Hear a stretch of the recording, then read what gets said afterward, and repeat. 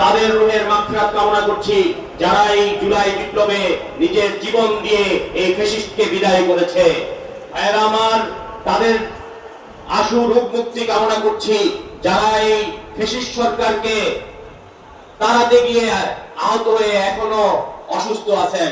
প্রিয় ভাইয়েরা আমার, ইসলামী আন্দোলন বাংলাদেশ এই ফ্যাসিস্ট সরকারকে বিদায় করার জন্য দীর্ঘ 16 বছর যাবতী রাজপথে ছিল এবং চূড়ান্ত পর্যায়ে একমাত্র রাজনৈতিক দল শুধু ইসলামী আন্দোলন বাংলাদেশে ছিল। প্রিয় ভাইয়েরা আমার, এই কারণে কৃতজ্ঞতা জানাতে চাই ইসলামী আন্দোলন বাংলাদেশের মহতারাম আমির হযরত পীর সাহেব হুজুর চরমনাইয়ের কাছে, যিনি সামনের সারিতে থেকে আমাদের নেতৃত্ব দিয়েছেন, এই লড়াই সফল করেছেন।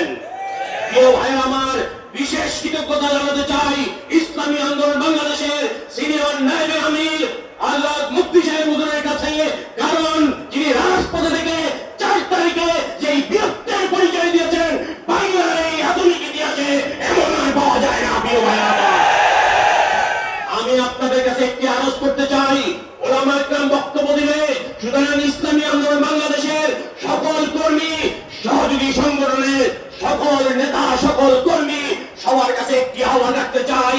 প্রিয় ভাইয়েরা আমার, 1987 সাল থেকে আজ পর্যন্ত ইসলামী আন্দোলন দিন প্রতিষ্ঠার জন্য যে লড়াই চালিয়ে যাচ্ছে, সেই লড়াই আজ একটি মহাসড়কে এসে উপনীত হয়েছে।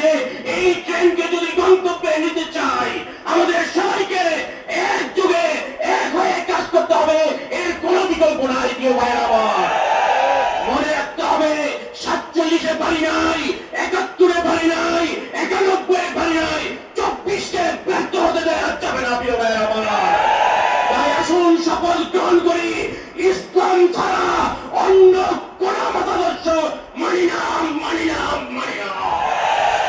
আগামী দিনে সংসদে শুধু ইসলামকেই বিজয়ী করতে হবে। খোদাভীরু, মুত্তাকি, যুগের শ্রেষ্ঠ নেতা পীর সাহেব চরমনাইকে সংসদের নেতা বানাতে হবে, এদেশের সরকার প্রধান বানাতে হবে, নাহলে বাক্যের পরিবর্তন হবে না, ফ্যাসিজম ঘুরে ঘুরে আসবে। সুতরাং আসুন শপথ গ্রহণ করি, আগামী দিনের লড়াইয়ে কোনো মতভেদ নয়,